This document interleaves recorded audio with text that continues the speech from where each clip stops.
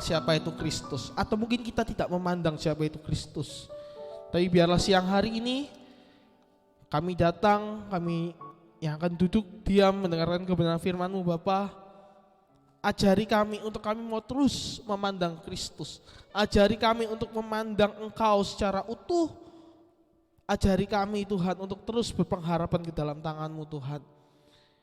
Karena dosa mungkin membuat kami, realitas kami tentang siapa itu Yesus itu menjadi rusak. Mungkin karena dosa yang membuat kami sampai hari ini kami tidak bisa melihat Kristus. Atau mungkin karena masa lalu kami, entah itu mungkin pegangan ajarannya mungkin kami sebelumnya tidak tahu siapa itu Yesus, membuat kami hari ini sulit untuk mendengar atau mengenal Yesus. Tapi biarlah firman Tuhan pada siang hari ini boleh sama-sama kami rindu Tuhan, belajar lebih lagi Tuhan, bahwa kami mau mengenal-Mu secara pribadi Tuhan. Engkau telah memakai worship leader, singer, pemusik yang sudah membawa kami masuk dalam tahta-Mu Tuhan, masuk dalam worship penyembahan-Mu Bapa. Dan tiba saatnya kami akan mau duduk diam mendengarkan kebenaran firman-Mu Tuhan. Sembunyikan kami di dalam salib-Mu Tuhan. Biarlah bukan kami yang semakin jadi sorot utama Tuhan, tapi justru jadi salib-Mu itu saja Tuhan yang menjadi sorot utama dalam kehidupan kami Tuhan. Berbicaralah, kami siap untuk mendengarnya di dalam nama Tuhan Yesus. Haleluya. Amin. Puji nama Tuhan, silakan duduk. Shalom. Puasanya lancar? Amin. Selamat berpuasa. Ya, hari ini kita akan belajar satu kebenaran firman Tuhan. Mari kita buka Yohanes 9 ayat 36 sampai dengan 41. Hari ini kita akan bicara mengenai I see the Lord. Ya, bagaimana aku melihat Kristus, aku melihat Tuhan. Boleh ditampilkan Yohanes 9 ayat 36 sampai dengan 41. Mungkin kita baca dari ayat 35-nya saja juga tidak masalah. Ya, kita baca dari ayat 35-nya saja. Ayat yang ganjil akan saya bacakan. Teman-teman, saya minta bantuannya untuk ayat genap dibacakan secara bersama-sama. Judul perikopnya apa? Orang yang buta sejak lahirnya. Oke? Bentar. Ini audionya aman di YouTube? Aman ya? Soalnya minggu lalu khotbahnya nggak ke-record kemarin Pak Joy itu kan.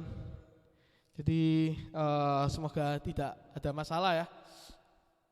Yohanes 9 ayat 35 sampai dengan 41 kita baca bersama-sama. Di ayat yang 35 saya akan bacakan.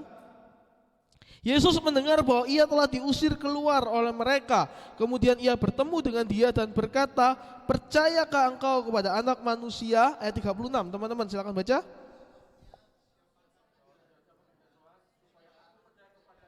Kata Yesus kepadanya, "Engkau bukan saja melihat dia, tetapi dia yang sedang berkata-kata dengan engkau, dialah itu." Ayat 38.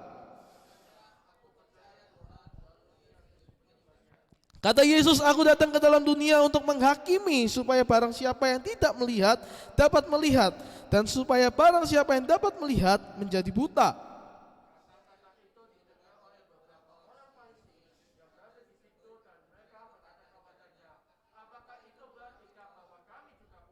Jawab Yesus kepada mereka, "Sekiranya kamu juga buta, kamu tidak berdosa.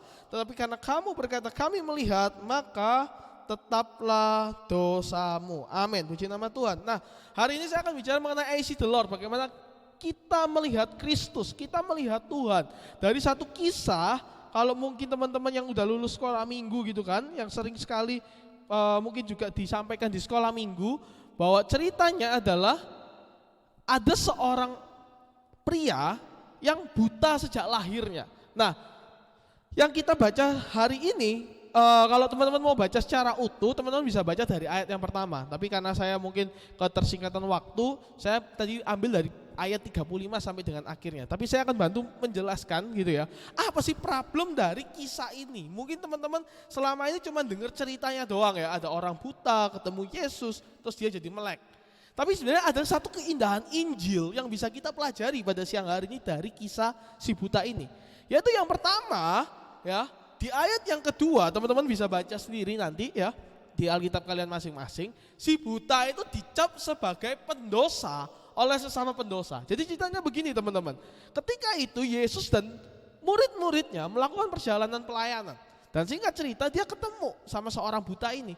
Murid-muridnya berkata kepada Yesus, "Guru, dia ini buta. Buta karena dosanya sendiri atau dosa karena orang tuanya?"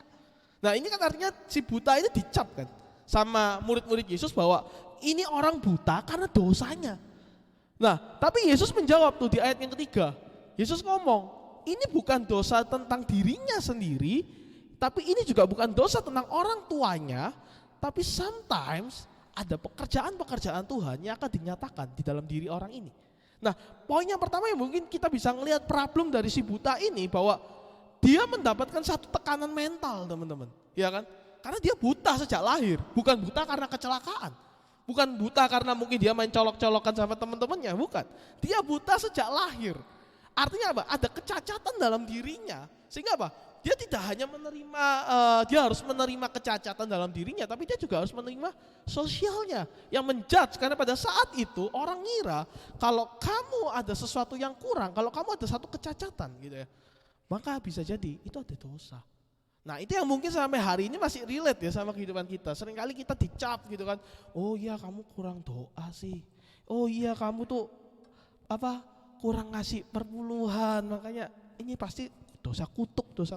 Tapi siang hari ini kita bisa melihat loh, bahwa Yesus ngomong bukan karena dosa dirinya, bukan karena dosa orang tuanya, tapi bisa jadi apa? Pekerjaan Tuhan akan dinyatakan. So hari ini ketika kita belajar ini ya, realita yang pertama ini bahwa tidak semua kepahitan hidup ini menjadi suatu kegagalan, teman-teman.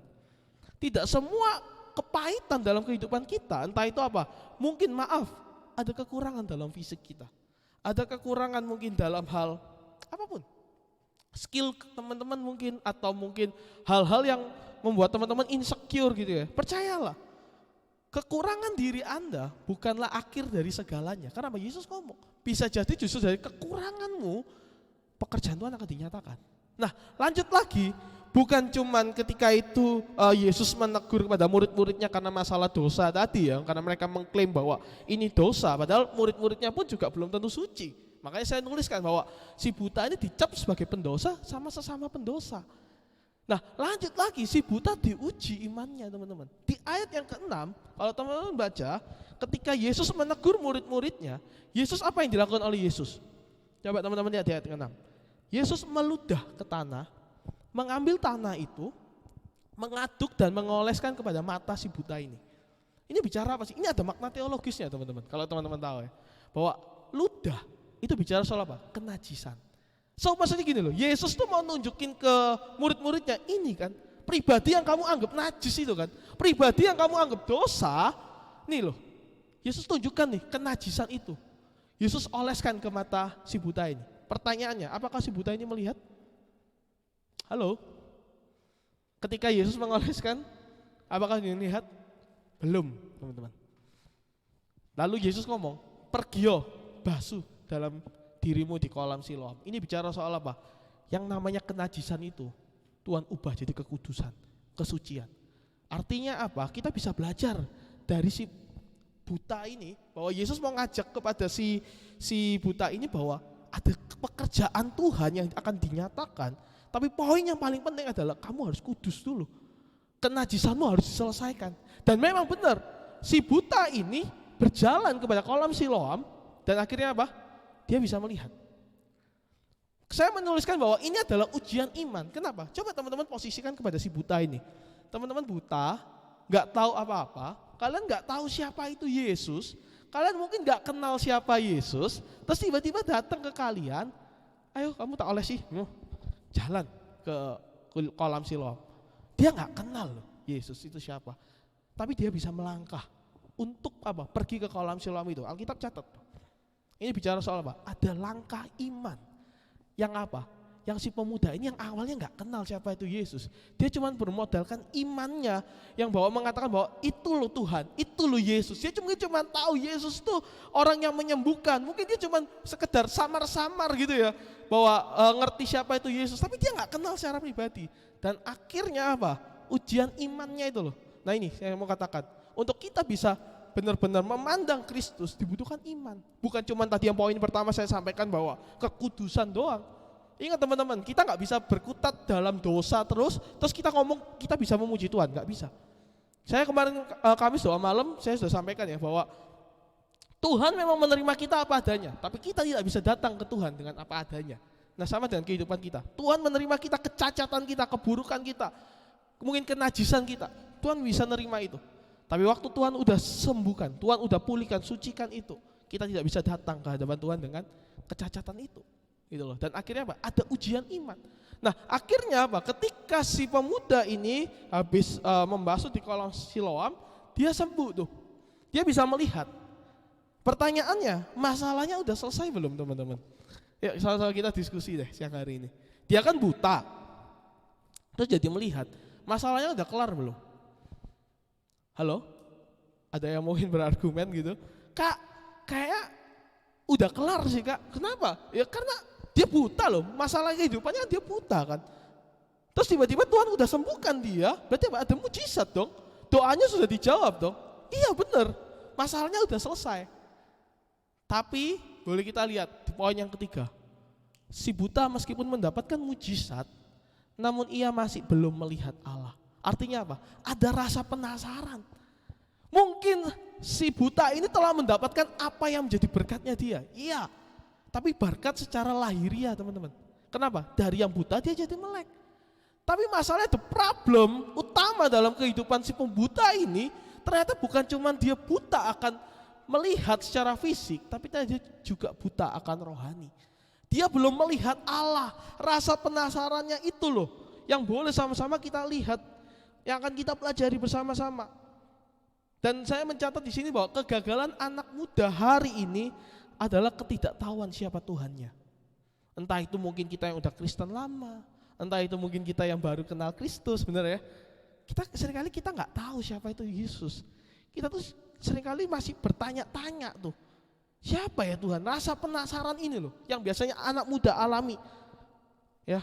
Sehingga apa? Mereka banyak orang-orang yang kalau misalnya rasa penasaran, banyak sekali anak muda kan memilih untuk menjadi agnostik, memilih untuk jadi ateis ya. Pertanyaan sebenarnya saya meresponinya simpel sih. Kalau ketika engkau punya rasa penasaran yang tinggi, jangan pernah tumpulkan rasa penasaranmu itu, teman-teman. Karena bisa jadi justru ketika engkau punya rasa penasaran itu dan engkau menemukan mencari terus jawaban, engkau terus mempertanyakan segala sesuatu, disitulah engkau menjadi orang yang kritis, yang tajam ke bawah, menukik tuh. Pemahamanmu jadi kenal. Itu yang seringkali anak muda lewatkan. Ketika anak muda itu mungkin merasa penasaran, kok bisa ya Tuhannya orang Kristen itu disebut Bapa, kok bisa ya Tuhannya ada 3, kok bisa ya Tuhan itu bisa menyelamatkan kita dari dosa. Konsep dosa ini kita nggak paham. Seringkali kan kita seperti itu kan anak muda. Ya saya nggak tahu kalau teman-teman nih, tapi kalau saya ketika saya masuk SMA, saya semakin bertanya-tanya, kenapa ya orang itu kok bisa memuji Tuhan? Kenapa ya orang itu kok bisa mengatakan Tuhan itu sebagai Bapa? Apa buktinya? Apa sih yang membuat kita itu ngomong bahwa kita itu adalah anak warisan, bener ya, ada firman Tuhan ngomong gitu, kita adalah ahli waris. Apa buktinya? Itu yang terus saya pertanyakan. Tapi justru semakin saya bertanya, ketidaktahuan itu loh yang membuat apa? Saya semakin paham tuh. Saya akan terus belajar, saya akan terus belajar lewat firman. Nah sama dengan si pemuda ini, ketika dia mendapatkan berkatnya mungkin secara lahiriah itu, rasa penasarannya nggak mati. Dia masih bertanya, loh, siapa Yesus ya? Siapa yang nyembuhin aku? Boleh kita lihat tadi di ayat yang ke berapa itu? Ke-12 kalau teman-teman baca. Tapi bukan berhenti di situ. Di tengah rasa penasarannya dia, ada satu hambatan dalam dirinya, yaitu apa? Di sekelilingnya. Kalau teman baca di ayat 13 sampai 20, si buta ini mendapat tekanan dari sekelilingnya. Karena apa? Mereka nggak percaya bahwa siapa itu Yesus. Karena pada saat itu Yesus ditolak, Yesus tidak diakui sebagai Allah, Tuhan Allah. Gitu. Bahkan orang-orang bertanya, ini dari dulu dia buta dah. Apa jangan-jangan ini ngeprank? Kayak mereka itu mengira, orang-orang di sekeliling si buta ini mengira bahwa ini tuh settingan supaya seolah-olah cerita Yesus menyembuhkan orang buta itu terdengar, terus jadi heboh, terus orang-orang jadi percaya sama Yesus. Karena pada saat itu Yesus dianggap sesat. Ada lagi orang ngomong, itu tuh salah satu kumpulan dari murid-muridnya Yesus. Berarti dia itu masih dalam satu komplotan. Tapi apa? Dirasa penasarannya si pemuda ini, dia terus mencari tahu siapa itu Yesus.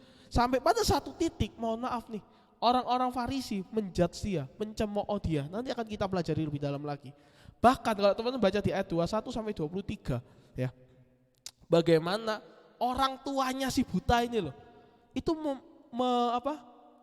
istilahnya apa ya? Cuci tangan. Istilahnya kayak enggak tahu, coba tanyakan aja pada dirinya sendiri. Dia memang buta sejak lahir, tapi dia itu udah dewasa, tanggung jawabnya dari dia. Kenapa orang tuanya sampai menolak gitu? Karena mereka takut untuk dikucilkan pada saat itu. Firman Tuhan udah ngomong tuh di ayat 23, nanti teman-teman bisa baca. Hari ini kita belajar bahwa si pemuda ini bukan cuman masalahnya bukan dari si buta tadi. Bukan cuman dia tidak bisa melihat secara fisik, tapi pengenalan dirinya dengan Tuhan, dia juga masih bingung tuh. Dia juga masih abu-abu, masih samar. So otomatis ketika firman Tuhan ini ketika saya renungkan, ternyata satu jawaban teman-teman yang akan bisa kita pelajari pada siang hari ini yang menjadi rema. Bahwa definisi memandang Kristus ternyata bukan cuma sekedar ketika kita merasakan berkatnya Tuhan. Bukan cuma sekedar merasakan, oh aku buta bisa melihat, oh aku lumpuh bisa berjalan, oh aku hari ini lagi kesusahan Tuhan berikan jawaban, oh aku hari ini gak punya duit tiba-tiba dapat duit. Gak cuma sekedar itu teman-teman. Dan definisi memandang Kristus bukan waktu kita sekedar menerima mujizat saja. Bukan juga dalam keadaanmu hari ini mungkin Tuhan izinkan keadaanmu baik-baik saja. Tapi ternyata definisi memandang Kristus itu bicara soal apa? Relasi pribadimu dengan Tuhan. Pertanyaannya siang hari ini, mungkin hari ini secara fisikmu, secara matamu engkau bisa melihat secara baik. Tapi apakah secara mata rohanimu engkau masih bisa melihat siapa itu Tuhan? Apa jangan-jangan selama ini engkau sudah 20 tahun jadi orang Kristen, 25 tahun jadi orang Kristen, engkau sebenarnya masih buta sama Kristus. Si buta ini punya dua problem teman-teman. Buta secara fisik, buta secara batin. Tapi ketika ini yang menarik, yang kita baca barusan di ayat 36 sampai dengan 41 itu, Yesus datang kedua kalinya kepada si buta ini. Untuk apa? Menunjukkan adanya relasi. Menunjukkan apa? Yang selama ini si buta gak tahu siapa itu Yesus. Yesus datang. Ingat ya, si buta ini gagal. Dia gak tahu siapa itu Yesus. Dia tidak mampu berjumpa dengan Yesus, tapi Yesus sendiri yang datang kepada dia, memberikan satu pemahaman. Hari ini yang saya maksud I see the Lord itu bicara soal apa? Relasimu.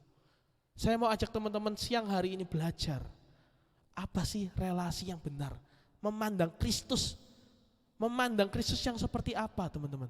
Yang pertama, mau mengenal Kristus secara utuh. Kita baca di ayat 36 tadi. Saya akan bacakan. Jawabnya, siapakah dia Tuhan? Jadi di ayat 35 ketika Yesus mendengar bahwa si pemuda tadi itu yang dia diolok-olok, yang dia masih dipertanyakan sama orang-orang Farisi, yang dia dipermasalahkan karena pada saat itu hari Sabat. Tapi kenapa kok dia mendapatkan mujizat? Berarti berarti Yesus ini melanggar normanya, ya. Mereka masih sibuk mempertanyakan hal itu. Kemudian Yesus datang untuk apa? Memberikan satu perkenalan dalam dirinya, memberikan satu relasi dalam dirinya. Nah, di ayat 36 itu di situ dikatakan apa? Siapakah dia Tuhan supaya aku percaya kepadanya? Kata Yesus, engkau bukan saja melihat dia, tapi engkau yang berkata-kata dengan dia, dengan kamu sekarang ini loh, itulah dia. Artinya apa? Dan seketika itu juga di ayat 38, apa yang dilakukan oleh si buta ini? Dia datang kepada Yesus, sujud menyembah dia dan berkata, aku percaya kepadamu. Poin yang pertama bisa kita pelajari bahwa I see the Lord ini bicara bahwa Tuhan mau bahwa setiap anak-anaknya mengenal Kristus secara utuh, teman-teman. Satu kesatuan yang mungkin selama ini engkau gak cuma sekedar dengar Yesus, ngerti Yesus dari kata orang, ngerti Yesus dari kata pendeta, ngerti Yesus karena engkau mungkin dengar di radio bahas soal Yesus. Atau mungkin ngerti Yesus karena mungkin ikut debat agama gitu ya, debat seminar segala macam ya. Bukan cuma sekedar itu. Yang Yesus mau di poin yang pertama ini bahwa kita mengenal secara utuh lewat apa? Relasi pribadinya. Awalnya buta dari si pemuda ini, terkungkung pada masalah, gelap. Dia nggak bisa melihat sesuatu hal tentang siapa itu Yesus. Tapi dengar, ketika Yesus hadir dalam kehidupan si buta ini, Yesus menunjukkan bahwa terang hidup itu loh dinyatakan pada si pemuda ini. Hari ini ada berapa banyak di antara kita anak-anak muda yang masih dalam kebutaan itu. Poin yang pertama yang mau saya ajak teman-teman pelajari, ayo kenal Kristus secara utuh, satu kesatuan. It's not just 50%. Enggak cuma sekedar kita mengenal Kristus 50%. Maksudnya apa sih? Mungkin selama ini kita mikir bahwa kita datang ke Yesus supaya kita diberkati. Kalau Anda punya mindset bahwa ikut Yesus supaya ingin diberkati, saya mau katakan, Anda masih setengah untuk ikut Yesus. Anda masih setengah untuk mengerti siapa itu Yesus. Tapi waktu Anda nemu pribadi, secara pribadi, relate bersama teman-teman bahwa Yesus hadir dalam personal kalian, di situ kalian bisa sadar bahwa oh iya ya, mengenal Kristus secara utuh. Waktu teman-teman bisa mengucap syukur sama Tuhan, waktu kalian terima berkat, ya itu hal yang simpel. Tapi bisa nggak teman-teman bisa mengucap syukur di saat mohon maaf, mamamu mungkin diambil sama Tuhan? Bisa nggak engkau bisa mengucap syukur di saat keluargamu lagi nggak baik-baik saja? Bisakah engkau berkata bahwa Tuhan itu baik di saat mohon maaf, engkau hari ini masih bingung siapa untuk mendapatkan pekerjaan? Itu loh. Tapi waktu kalian benar-benar kenal pribadi Kristus secara utuh, sama seperti si buta ini, dia langsung menyembah. Menyembah, bicara soal apa? Bicara soal apa? Hati dengan hati, itu connect teman-teman. Ada relasi. Teman-teman kalau masih ingat Yohanes 4 ya, ada perempuan Samaria, tahu ya? Dia nggak kenal siapa itu Yesus, tapi Yesus kenal si perempuan Samaria ini, dan Yesus tembak. Iya memang kamu cuma punya suami satu, tapi banyak kan di rumahmu. Dia ngerti, lalu dia ngelihat tuh, iya ya, ada satu relasi yang Yesus datang kepada dia, bukan sekedar cari berkat, tapi Yesus mau ngajak apa? Ada relasi teman-teman. Hari ini bagaimana relasi kita bersama dengan Tuhan? Karena akan jadi satu hal yang takut teman-teman. Kalau teman-teman tadi lihat si buta tadi ya, mungkin dia sudah mendapatkan berkatnya ketika dia bisa melek itu. Ya, dia bisa nggak sih kayak langsung, oh ya udah thank you ya, gua udah bisa melihat. Kan dia udah dapat porsinya. Oh sangat bisa teman-teman. Tapi ingat, ketika indikasi cuma sekedar mengenal Kristus dari berkatnya saja, tapi bukan kenal secara pribadinya, maka akan sangat rentan sekali apa? Menjadi orang yang selfish, menjadi orang yang merasa membanggakan dirinya sendiri. Nah, Yesus mau dalam kehidupan kita bukan sekedar setengah-setengah untuk ikut Tuhan.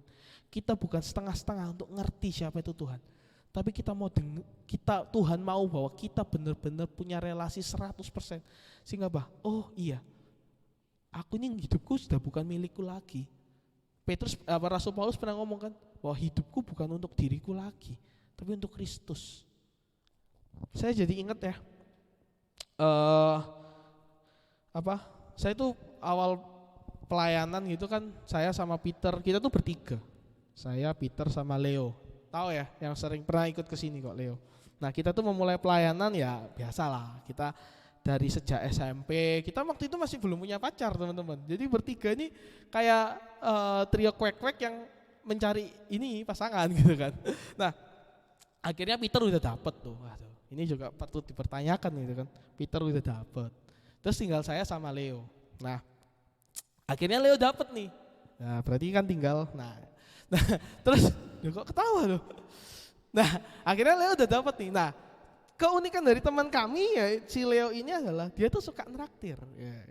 Nah, saya masih ingat betul waktu dia punya dapet pasangan itu, dia itu ngajak saya sama Peter, ayo makan. Wah, wis ngajak makan nih teman-teman ya, wis pasti ono hal sing kate diceritakno. Wes berangkat. Waktu itu kita makan di Adam ya Bit ya. Babi ya. Wah, mantap teman-teman, babi. Dia menceritakan nih, excited tuh kan. Gospel Center. Dia bisa mengenal ketemu sama pacarnya, ini ada satu create-nya Tuhan segala macam. Wah, mantap. Saya sama Peter cuma senggol-senggolan gini. Saya sama Peter kan kadang kalau koneksi itu gak perlu ngomong, cuman lirikan mata itu udah tahu kita mau ngomong apa gitu kan, karena gak senggol. Saya bilang sama Peter, kita doain supaya hubungannya itu gak mulus teman-teman. Loh, apa Omar? Iya, Cek sering ditraktir kan. Ya, supaya dia banyak cerita otomatis kan, ayo Mar sharing. Nah kok masalahnya sampai hari ini kok mulus-mulus aja gitu kan, gak pernah naktir lagi gitu kan. Nah dia cerita tuh soal excitednya dia punya pacar segala macam. Ya kami saya sama Peter cuma ngomong ya, Ketika engkau mungkin dapatkan doamu, jawaban doamu, ingat toh bahwa itu belum selesai. Artinya apa? Pekerjaan Tuhan masih harus ada lagi. Dan ini yang sama-sama seperti si buta ini. Ketika mungkin dia sudah mendapat bagiannya, porsinya, yaitu dia bisa melek, dia bisa melihat. Ingat toh bahwa sekelilingmu bisa jadi mendistorsimu. Sekelilingmu bisa jadi pengganggu buat engkau bisa mengenal lebih lagi tentang Kristus. Jangan sampai apa? Justru ketika adanya berkat itu yang menjadi ujian buat kamu. Saya dulu ketika masih kuliah, saya masih ingat betul teman-teman. Saya doa minta sama Tuhan A. Tuhan jawab loh, Tuhan beri A sesuai dengan apa yang saya minta. Tapi teman-teman tahu apa yang terjadi? Karena A ini, saya jadi undur pelayanan berbulan-bulan. Loh, hanya kita belajar loh, bahwa apa? Ternyata nggak gampang. Sekeliling kita, keutuhan itu loh, penting buat kita sadar. Keutuhan mengenal Yesus sama halnya ketika engkau menempatkan Kristus di dalam hidupmu. Pertanyaannya satu, engkau menempatkan Kristus di yang utama atau yang jadi yang setengah-setengah, pilihan kedua. Kalau engkau menempatkan Kristus sebagai second option, mohon maaf, bisa jadi apa? Engkau menjadi orang yang kecewa. Karena apa? Dunia ketika engkau taruhnya di utama, itu sangat mengecewakan teman-teman. Nah, hari ini kita akan belajar di Roma 15 ayat 21, disitu dikatakan apa sih? Tetapi sesuai dengan apa yang tertulis, mereka yang belum menerima berita tentang Kristus akan melihat Kristus, dan mereka yang tidak pernah mendengarnya akan mengertinya. Hari ini kita belajar tuh, buat mungkin kita selama ini cuma kenal Kristus dari apa kata pendeta. Saya mau, bukan cuma apa kata pendeta, tapi secara relasimu, itu yang dibangun bersama-sama. Sehingga apa? Yesus datang seperti matahari dalam kehidupan kita. Bukan hanya kita merasakan, kita bisa melihat cerahnya, kita bisa merasakan panasnya matahari. Bukan cuma sekedar itu. Yesus datang dalam kehidupan kita untuk apa? Jadi kebutuhan utama kita. Coba bayangin ketika dunia ini tanpa ada matahari. Saya percaya teman-teman, dunia akan chaos, sama dengan kehidupan kita. Jangan sampai kita cuma bisa melihat cerahnya doang, tapi tidak menjadikan itu sebagai kebutuhan utama kita. Karena kebutuhan utama kita, sekali lagi, karena ada kekosongan di dalam diri kita. Makanya kita butuh tuh Kristus. Kita butuh jadi pribadi yang bergantung kepada Tuhan. Dan yang kedua, dan yang terakhir bagi setiap kita, membongkar ilusi atau kepalsuan ilah yang ada di hidup kita. Di ayat yang ke-39 sampai dengan 41. Mungkin saya bisa minta bantu Maxi bacakan di ayat 39 sampai dengan 41. Makan waktu ya, boleh teman-teman ganti deh. Bisa Mega tolong bantu. Meresahkan Maxi ini. Ayat 39 sampai dengan 41. Yohanes 9 ayat 39 sampai dengan 41.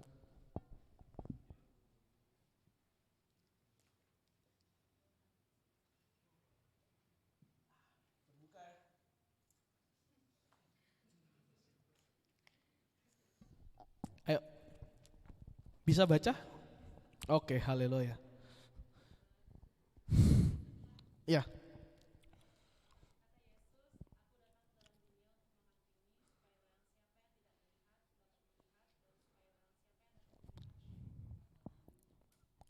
Ayat 40.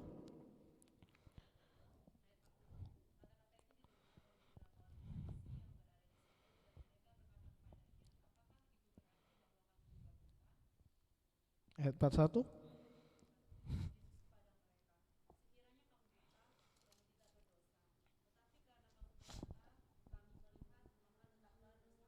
Amin. Nah, ketika Yesus, saya melanjutkan tadi ya, di ayat 38 bagaimana si buta ini akhirnya dia mengenal siapa itu Yesus. Akhirnya dia mengenal siapa yang menyembuhkan dia. Lalu Yesus ngomong, aku datang ke dunia ini untuk menghakimi. Yang buta jadi melek, yang melek jadi buta. Loh, teman-teman nangkep gak sih? Ini kan satu hal yang sifatnya satir. Ucapan yang Yesus ucapkan ini adalah sifatnya sarkas tuh. Bahwa dia ngomong harusnya cukup gini loh. Yesus ngomong, iya, aku datang untuk menghakimi, untuk menunjukkan kepadamu bahwa engkau yang buta jadi melek. That's it. Tapi Yesus ngomong, tapi yang melek jadi buta. Apa makna teologisnya? Ada yang tahu enggak? Kita baca di ayat 34 sampai 35. Saya akan bacakan untuk teman-teman. Jawab mereka, mereka ini adalah orang-orang Farisi. Engkau ini lahir sama sekali dalam dosa dan engkau hendak mengajar kami. Lalu mereka mengusir dia keluar. Yesus mendengar bahwa ia telah diusir keluar oleh mereka. Kemudian ia bertemu dengan dia dan berkata, percayakah engkau kepada Anak Manusia? Ternyata Yesus ngomong di ayat yang 39 yang tadi Mega udah baca, bahwa engkau yang tadinya buta jadi melek, engkau yang jadinya melek jadi buta, itu nyindir ke orang-orang Farisi di ayat 34. Karena apa? Yesus dari kejauhan dia ngelihat tuh bahwa si buta ini mendapatkan satu diskriminasi.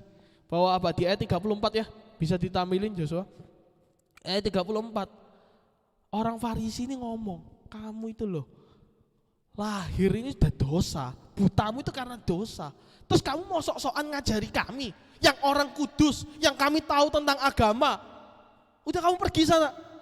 Lihat tuh, seringkali saya mencatat ketika saya memahami firman Tuhan pada poin yang kedua ini, bahwa iya ya, kehadiran Kristus, bahwa kita bisa ngomong aku melihat Tuhan, itu apa? Kita tuh sedang membuka ilusi yang selama ini salah. Kita selama ini membongkar kecacatan yang mungkin selama ini kita tidak bisa lihat secara benar. Bahwa kita bisa, harusnya kita mikir dulu teman-teman, bahwa seharusnya para Farisi, orang-orang yang notabene kudus daripada si buta ini, orang-orang yang notabene lebih suci daripada si buta ini, harusnya ngerti akan pekerjaan Tuhan mengenai kehendak Bapa. Tapi apa yang terjadi sama orang-orang Farisi? Orang-orang Farisi malah menyalahkan si buta ini. Kamu tuh sok-sokan, udah tahu dosa, sok-sokan ngajari kami. Bahkan lebih parahnya lagi, mereka sibuk mempertanyakan kenapa Yesus melakukan ini di hari Sabat. Padahal apa yang mereka persoalan, masalah mungkin legalitas agamawi, itu loh sudah melupakan bahwa kasih Allah ternyata menjangkau untuk semua manusia yang berdosa.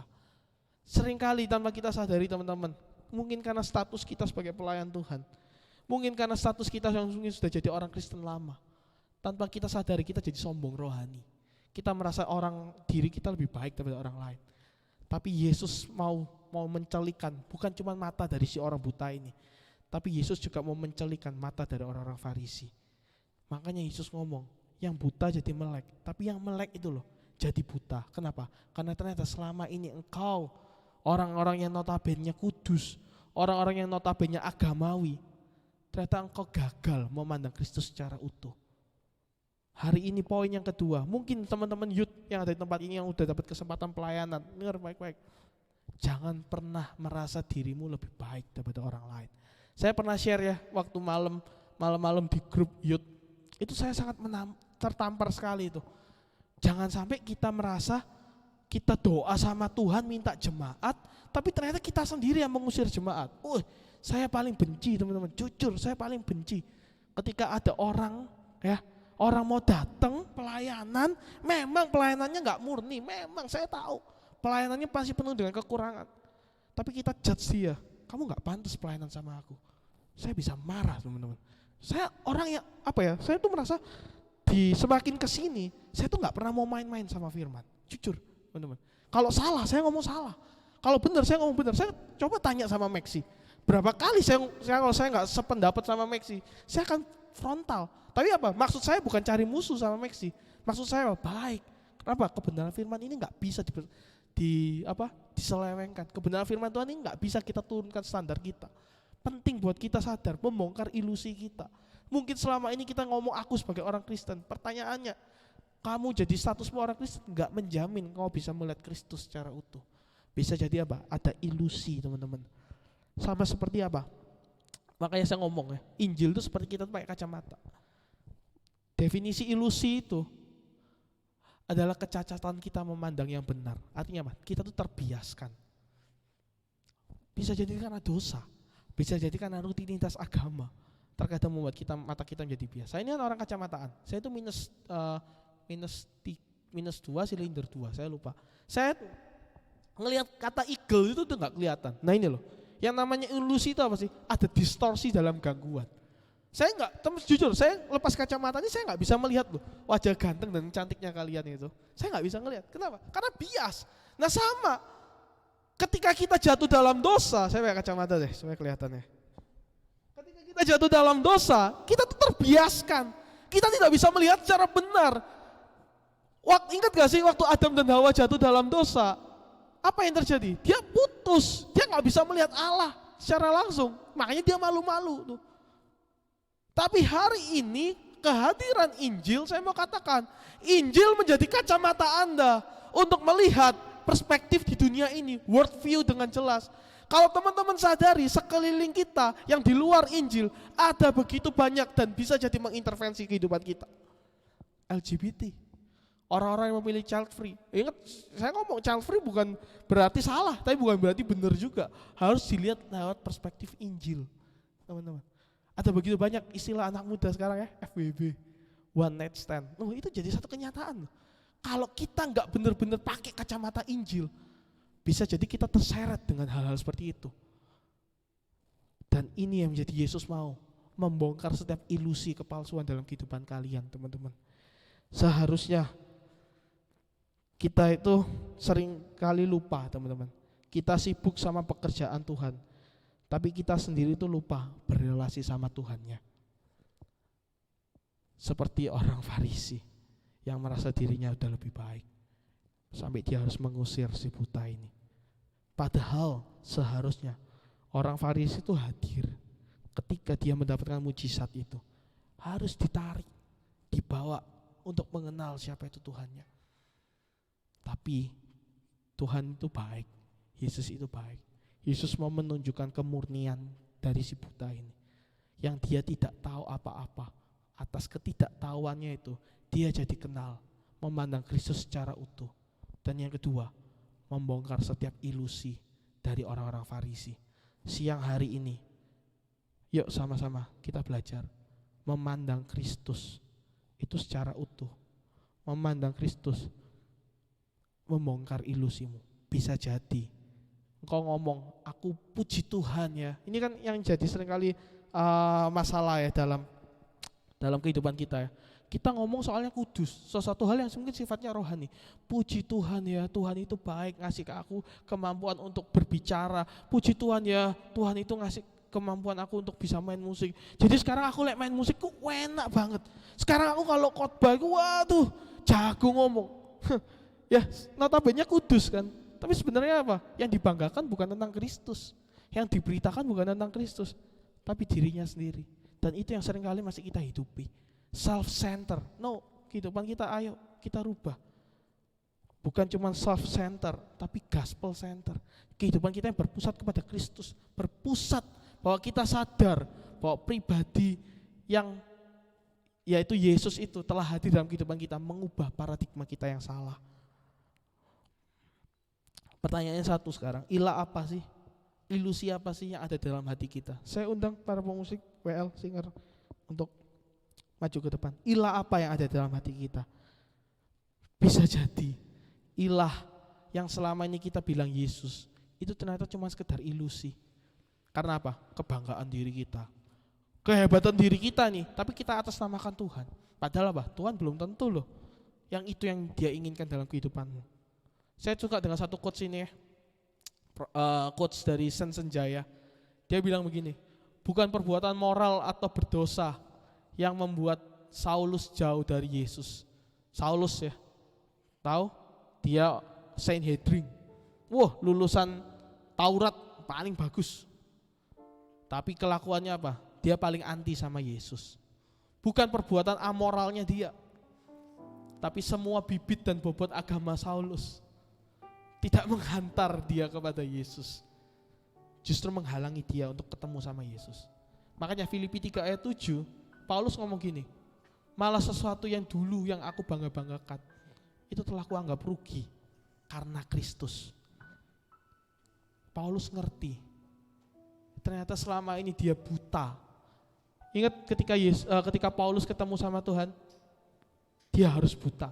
Sama, kebutaan itu menyadarkan ada ilusi yang salah dalam pandangan si Paulus tentang Yesus. Mari sama-sama kita responi firman Tuhan pada siang hari ini. So, apa mujizat terbesar dalam kehidupan si buta ini? Kalau teman-teman tahu, sebenarnya mujizat terbesar dari kisah ini adalah pria ini bisa melihat dan mengenal sang terang hidup itu. It's okay kalau hari ini kau punya banyak kekurangan. It's okay, mungkin ada satu titik kelemahan dalam dirimu yang kau tampak berbeda daripada orang lain. It's okay teman-teman. Tapi dengar baik-baik, itu bukan akhir dari segalanya. Itu bukan jadi penghalangmu untuk kau bisa berkreasi di dalam Tuhan. Seringkali anak muda itu kan kayak gitu kan. Wah, gua akhir dari segalanya, aku gak bisa apa-apa. Mungkin aku secara punya kecacatan dalam fisik. Orang ngejudge, oh karena dosa ini, karena kutuk. Gak semuanya bicara soal kutuk, men. Tapi bisa jadi apa? Kristus mau tuh pakai kamu jadi saluran berkat. Ada berapa banyak sih pendeta-pendeta ya, Nick Vujicic. Kehidupannya seperti apa tuh? Dia lahir penuh dengan kecacatan. Gagal produk, iya bisa dibilang gagal produk. Tapi dia kan gagal hidup teman-teman.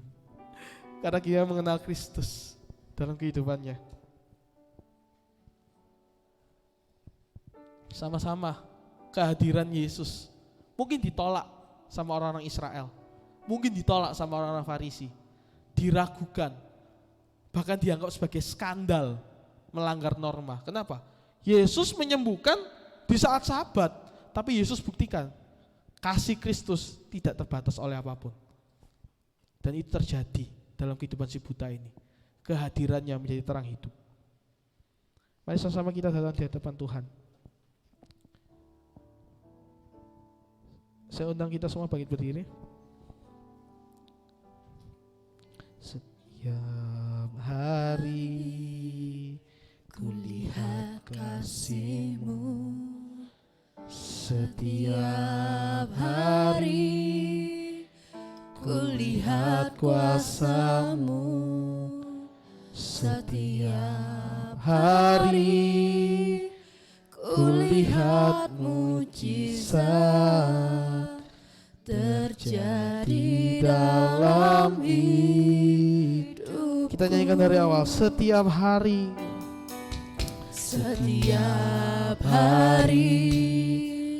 kulihat kasih-Mu, setiap hari kulihat kuasa-Mu, setiap hari kulihat mujizat terjadi dalam hidup. Bilang sama Yesus, sebut namanya. Yesus, Yesus, ku cinta Kau lebih dari segala yang ada.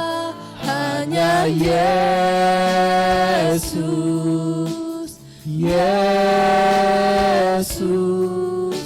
Kau segalanya bagiku. Setiap hari kita mau lihat kasih Tuhan.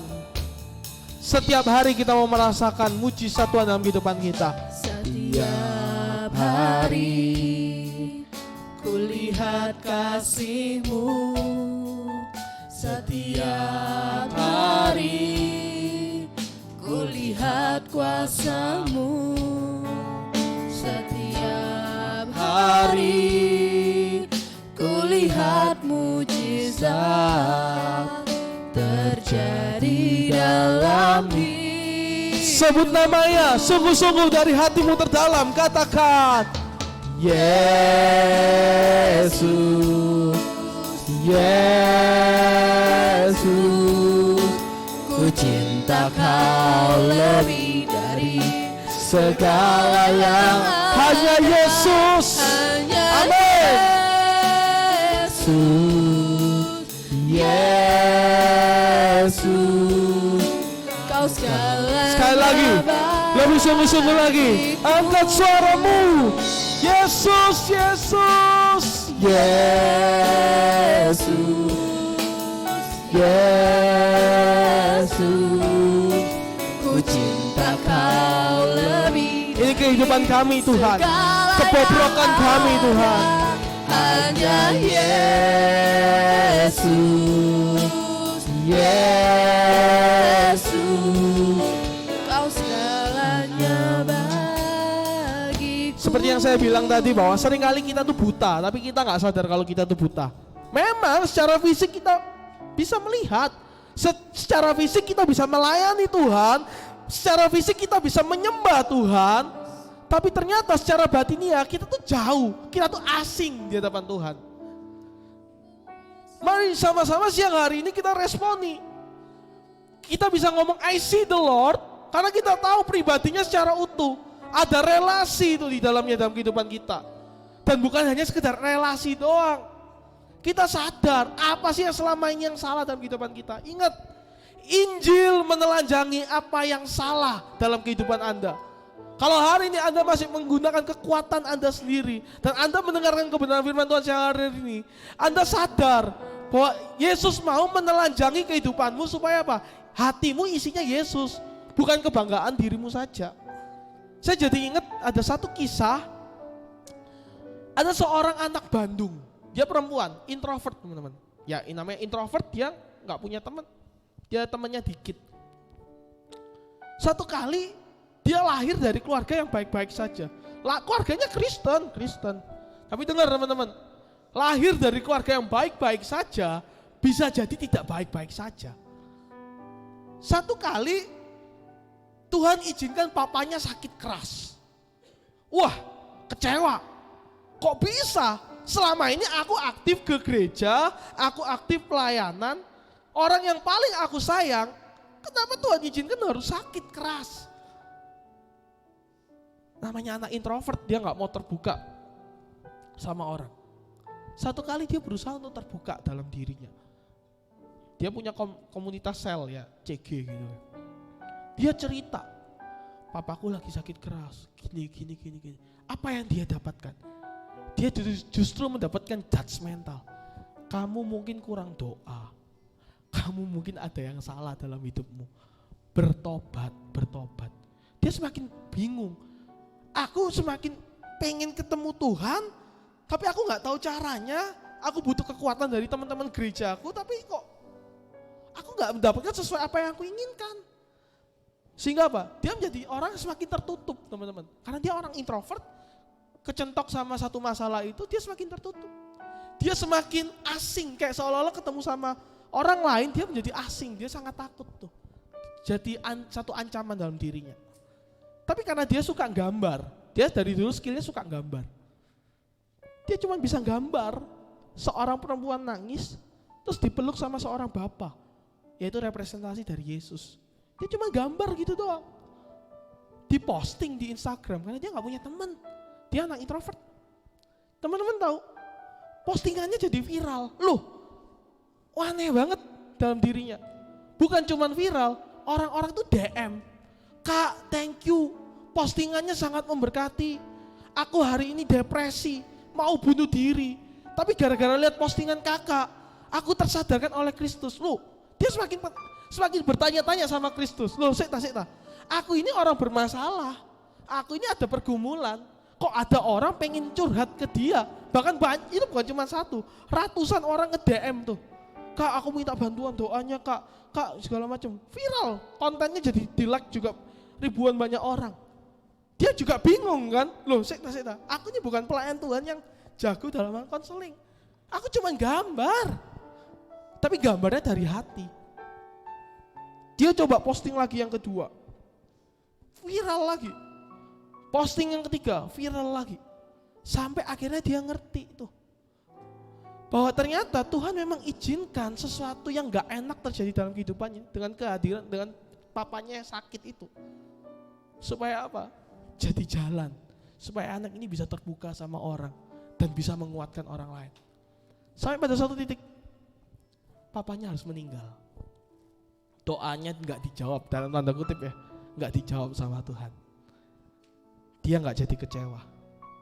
Karena dia tahu kepergian papanya justru jadi sebuah legacy pelayanannya sampai hari ini.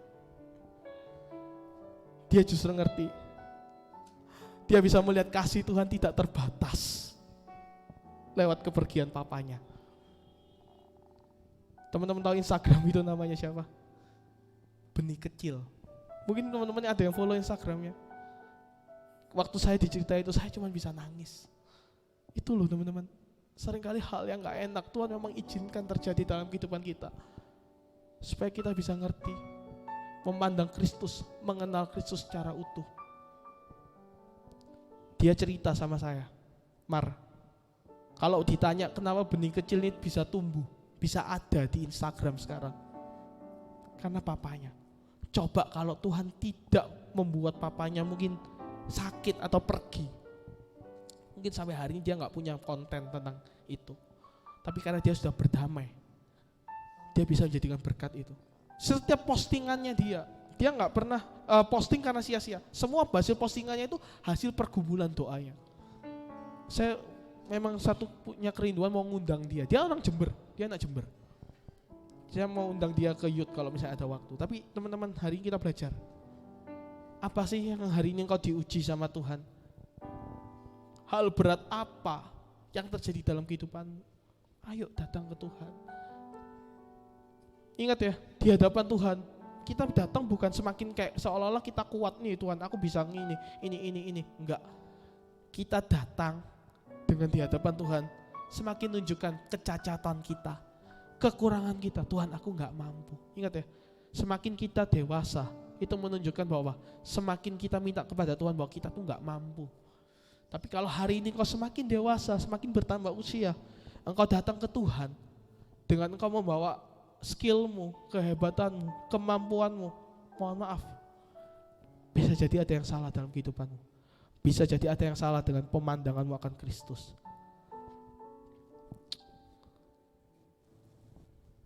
Sama-sama kita tutup mata kita. Yesus, Yesus, ku cinta Kau lebih dari segala yang ada.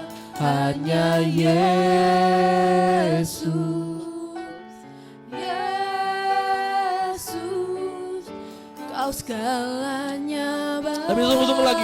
bagiku. Angkat tanganmu yang mau ketemu sama Yesus, katakan Yesus, Yesus, Ku cinta Kau lebih dari segala yang ada.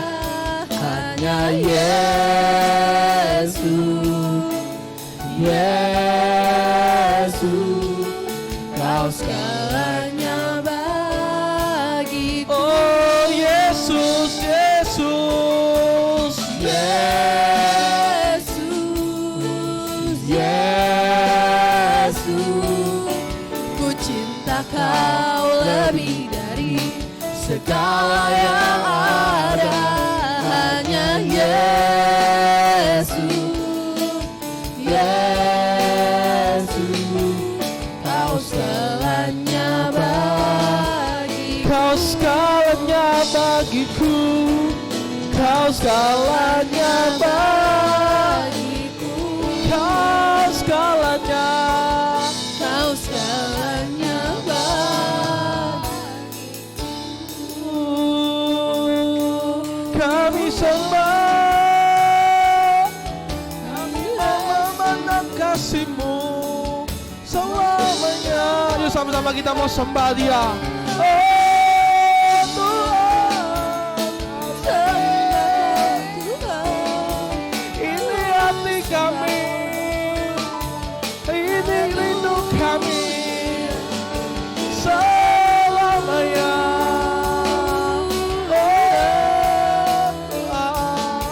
Pandang wajahnya, pandang setiap kasihnya, kenal Dia lebih secara pribadi. Yesus mengetuk secara relasimu sama Tuhan. Oh senang, haleluya, haleluya. Glory bagimu Tuhan, glory bagimu Yesus.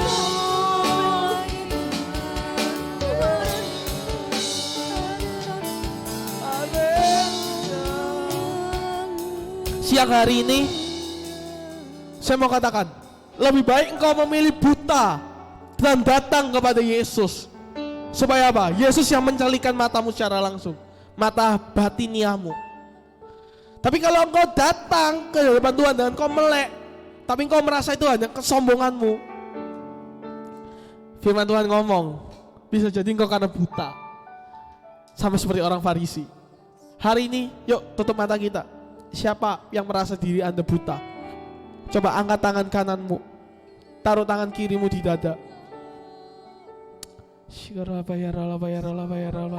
Terus puji Tuhan, puji Tuhan. Yes, yes, haleluya. Oh sana, tutup matamu, tutup matamu. Haleluya. Ingat, firman Tuhan tidak pernah salah dalam menabur. Kalau hari ini engkau didapatkan kesempatan untuk mendengar firman Tuhan siang hari ini, bisa jadi Tuhan lagi ngetuk hatimu dan ngomong, aku mau bangun relasi sama engkau loh, secara pribadi. Masih tetap dalam angkat tanganmu. Teman-teman mungkin bisa bantu doa setiap mereka yang mungkin hari ini butuh pengharapan. Yes, tutup matamu. Jumpai setiap teman-teman yang hari ini butuh bantuan doa. Ajak dia ketemu sama Tuhan. Ajak pribadi sama Tuhan secara langsung. Oh sana, haleluya. Oh sana.